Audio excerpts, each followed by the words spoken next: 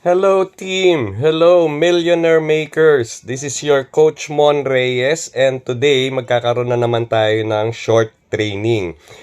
For today, I'm going to show you how to transfer all your earnings to your credit wallet.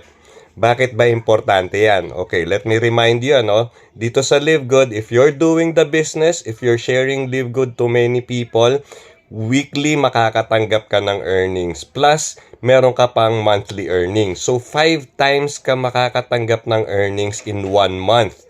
Kailan mo matatanggap yan? After our cutoff. Ano ba yung cutoff natin? Thursday night sa US. So, that's like Friday noon sa atin. Pero, if your earnings are transferred to your credit wallet, Thursday night pa lang sa Philippines, nakikita mo na kung magkano yung earnings mo. Nare-receive mo na yung earnings mo. That's one importance of transferring your earnings to credit wallet. Ano pa? Pangalawa, ito rin yung way para matanggap mo yung earnings mo or makuha mo in cash yung earnings mo without incurring any charges. Paano yon? Peer-to-peer transaction. Ano ibig sabihin nun? So halimbawa, meron kang kilalang another member na nangangailangan ng credit wallet.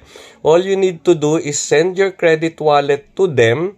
Tapos sila naman ipapadala yung cash sa'yo either through GCash or bank transfer according dun sa napag-usapan yung exchange rate. O di ba walang charges? So yan ang kagandahan. Kaya ini-encourage namin kayo na mag-transfer ng mga earnings nyo to credit wallet. Okay, so let me show you now how to do it. Unang-una, mag-log on kayo dun sa Live Good account nyo. What you're seeing right now is my Live Good account. And then, i-click nyo lang tong tatlong buttons na to, tatlong line na to. Yung tinatawag na burger buttons.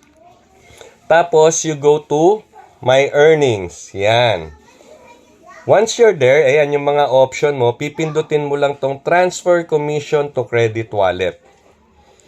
Okay, pag ngayon mo lang ginagawa to, ang default niyan is do not credit any of my earnings to my credit wallet. However, ang pipiliin mo para i-transfer yung mga earnings mo to your credit wallet, itong pangatlo.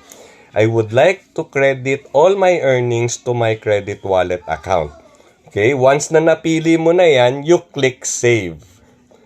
Okay, pag na-save mo na yan, automatic na yan. Lahat ng earnings na matatanggap mo this Thursday and every week and every month, pupunta sa credit wallet mo. At doon mo makikita, pwede mo na ngayong gamitin yung credit wallet mo. Para saan? Unang-una, pwede mo siyang gamitin pang enroll dun sa mga taong walang credit card or debit card. Pwede mo rin siyang gamitin pang bayad ng subscription.